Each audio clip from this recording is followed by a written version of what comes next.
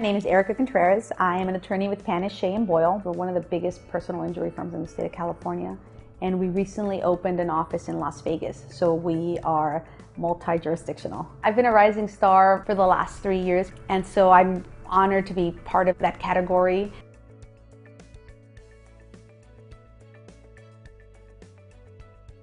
Well, I'm Mexican American. I'm first generation born here. I've been really lucky that I've worked with firms that they love the law, they really have a passion for what they do. I'm also a working mom, and I think that also kind of helps me understand the clients. As a parent, as a working mom, as a Hispanic person in the state of California, I can connect with them on so many different levels, and I think that really is helpful to me. The client was a really nice client. He was involved in a cyclist versus vehicle accident. A vehicle ran the red light and struck him as he was walking his bike across the intersection. Even though he was a pedestrian crossing the street on a green light, the defendants would not admit liability. They were blaming him, saying he was contributory and negligent for the incident. The referral lawyer tried to settle the case and wasn't able to, and so once we received the case, we filed the case and kind of litigated and moved forward with it at a pretty fast pace.